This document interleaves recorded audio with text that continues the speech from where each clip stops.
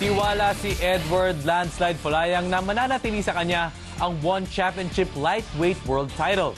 Ayon sa Pinoy MMA star, excited na siyang ipakita ulit sa mga fans kung bakit siya ang kampiyon sa darating na title defense niya kontra kay Martin Nguyen ngayong Biyernes. Ang laban nila, Folayang at Nguyen, ang main event ng One Legends of the World na gaganapin sa Mall of Asia Arena. Nobyembre rin noong nakaraang taon nang makuha ni Folayang ang One Lightweight World Title nang talunin niya ang Japanese MMA legend na si Shinya Aoki. Alam rin ni Folayang na hindi magiging madali ang laban niya kontra kay Nguyen na siya ring reigning One Featherweight Champion. Mapapanood rin ang One Legends of the World ng live dito sa SNA Channel 23 bukas alas 8:30 ng gabi. Let us break down the key matchups sa One Legends of the World. Kasama natin ang MMA analyst na si birthday boy Theo Castillo. Theo, happy birthday! Thank you, man. Maraming salamat for taking your time here on the score. Mamaya papa-ice cream ka. Pero anyway, Theo, action-packed ang main event natin bukas ng gabi between Eduard Folayang and Martin Nguyen. How is this gonna be like? Lightweight world champion itong si Folayang, featherweight champion itong si Martin Nguyen. Paano ba ito? Magiging undisputed ba ito? Or how will that be for those fighters? Well, for one, ang mawawalan lang ng belt dito pag natalo is si Eduard Folayang. So siya lang, or yung belt lang niya yung at stake.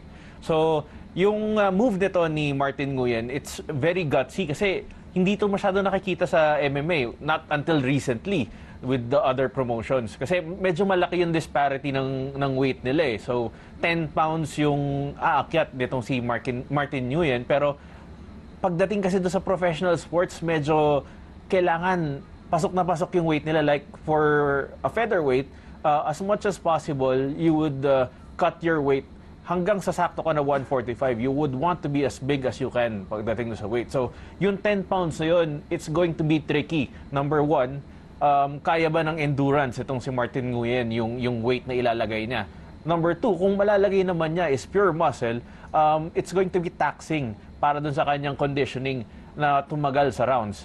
At the same time, medyo mahirap din naman to kay Eduard Folayang kasi hindi mo alam kung anong conditioning na mapupunta yung kalaban mo eh. So, it's going to be, kumbaga, parehas na merong nakasalalay dun sa dalawang fighters. Now, if we negate, Theo, itong mga limitations ni Martin Nguyen na umakyat siya ng weight, he might be a little sluggish or he might be a little heavier. Pero if you take that out, ano ba yung mga main strengths ni Martin Nguyen na magiging challenge dito para kay The Landslide? Actually, ang mahirap dito kay Martin Nguyen is kailangan hindi siya maging komportable. The main thing na kailangan gawin ni Eduard Folayang is play his game. Number one, he should dictate the pace, yung layo nung fight. Kasi itong mga lakay fighters natin, ang prime weapon nila is the kicks, number one. Tsaka yung conditioning nila dahil they train in high altitude. So, if he would be able to dictate the pace tsaka yung distance nung saan mangyayari yung fight, malaki yung chance niya. Kasi nakakatakot dito si Martin Nguyen dahil dun sa 5 fights niya, lahat yun. 5 fight winning streak siya. 5 fight winning streak. Tapos dun sa 5 na yun, isa lang ang submission and others are TKO. So, medyo nakakatakot kung saan mong gagawing komportable si Martin Nguyen. Would you take him down? Yeah. Which we know, magaling na ang wrestling ng lakay, pero it's still going to be kung ano yung natural sa'yo. So, ang magiging natural sa kanila would be striking, especially the kicks.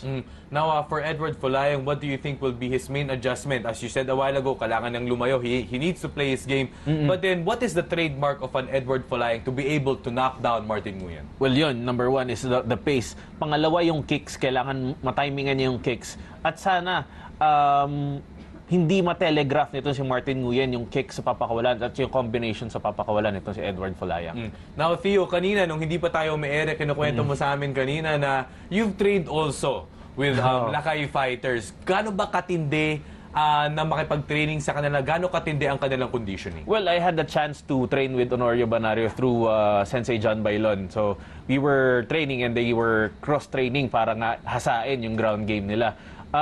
There was one point in time nung nagdi-drills kami, nag-quit na ako kasi ang sinasabi ng coach namin, Sensei John, sinasabi nila, hanggang 20 dito sa drills na to. Si Honorio no, na kapartner ko, tinutuluan na niya ako ng pawis kasi siya tumitigil. Sabi ko, Honorio, tama na. Hindi, we're not going to a fight. Sabi niya, siguro ikaw, oo, pero mukha namang wala ka pang laban. So, yung conditioning nila is always in tip-top shape. Number 1, kasi they don't stop training. Number 2, ang lalakas or ang tataas ng level ng kanilang mga kasama. So, iron sharpens iron. So, araw-araw yon, day in, day out. Nag-aasaan sila ng skills sila. Kumbaga, men of steel talaga itong mga lakay fighters. Kasi syempre, they train at Baguio City, high altitude, malaking bagay din yun. But speaking of lakay fighters, moving over to Danny Kinga, the King, how prepared is he, Theo, for this title fight? Is he ready, this 22-year-old kid, to become a world champion? Well, syempre, like nung sinabi nga natin, nagtitrain sila, sama-sama yung mga lakay fighters. Sabi nitong si Joshua Pasio, Kingad is ready to be a champion. So, Kingad's wins are from decision, submissions, and TKO. So, komportable naman yung pamato natin kahit saan siya mapunta. Ang magiging factor lang dito is itong si Adriano Moraes, BJJ black belt siya, Brazilian Jiu-Jitsu black belt. So, again, it will play to the weakness or at least yung alam nating weak point nitong mga lakay fighters, which is the ground.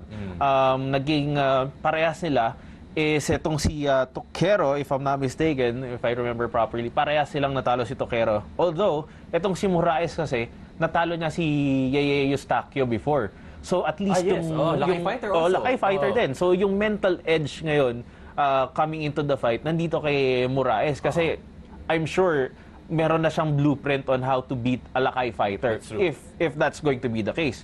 Pero moving forward then, not all fighters, kahit isang fighter lang yan, yung next fight niya tsaka yung last fight niya, minsan malaking difference na nagagawa. Lalo na if you have a good training camp or you made major adjustments dun sa technique mo or dun sa game plan mo, ibang fighter na yung makakaharap mo. Nandun pa rin yung base, pero they could have something more in store. Kumbaga, meron ka lang reference. Moraes defeated Eustachio. Ngayon naman si Danny Kinga. I wanna get on the template of like two sides of the coin. Malakas sa striking itong si Danny Kinga, while malakas naman sa ground game itong si Adriano Moraes. How do you get there? How do you be able to dictate the tempo and at the same time kung anong klaseng fight yung mangyayari dyan? Kung ako yung mapupunta sa side nitong si Moraes, I would train the jab. Yes. Or jab or kahit low kicks. Kasi that would dictate kung paano ka makakapag-take down or makakapag-shoot for a takedown. Once you get there, pwede mo nang ilagay yung game mo or pwede mo nang i-initiate yung game plan mo. If I were to ask, or kung nandun naman ako sa team ng Lakay, I would try to check on how to check yung takedown attempts naman or how to time yung mga takedown attempts. So, number 1 dyan, yung takedown defense. Kailangan hindi mo mawawala sa isip niya or sa likod ng isip niya na my opponent is going to go for a takedown.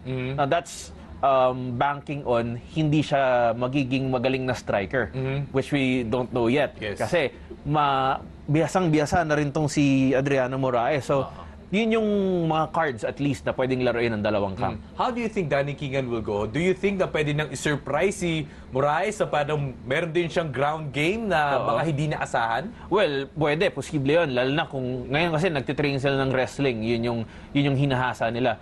If mapupunta sa top itong si Danny Kinga and he would be able to control Moraes, pwede niyang limitahan yung mga options or at least yung mga offense itong si Moraes. So dun siya pwede maglaro, control the top position, tapos pwede siya mag-ground and pound. Yun yung nakikita kong hindi naman siya easy way out. Easier said than done. Pero yun yung pinakaruta na nakikita kong pwede niyang gawin. Ngayon, Theo, isa pa nating kababayan na team lakay fighter rin na si Kevin Belingon, makakalaban ng kanyang katukayo na Australian-South Korean. Battle of the Kevins. Yes, Battle of the Kevins. It's not a title match for him, but how big is this for Kevin Belingon coming in na magkaroon din ng title match? Yung huling talo ni Kevin Belingon is from Bibiano Fernandez, the reigning champion.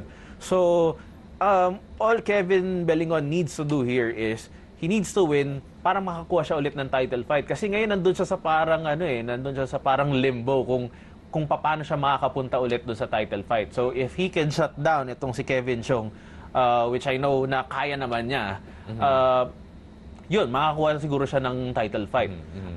So, all the marbles naman to gain, nandito naman kay Kevin Chong pag natalo niya ito si Kevin Bellingon. Kasi I'm sure it's going to be, or yung pangalan niya, mababato niya dun sa conversation once natalo niya ito si Kevin Bellingon. Alright, malalaman natin lahat yan bukas sa SNA Channel 23, One Legends of the World. Theo, maraming salamat. Papakawalan na kita. You have a few more hours to celebrate your birthday. Maraming salamat sa oras mo dito sa The Score. Hi guys, keep watching The Score for the latest sports updates and don't forget to subscribe to the ABS-CBN Sports in Action YouTube channel.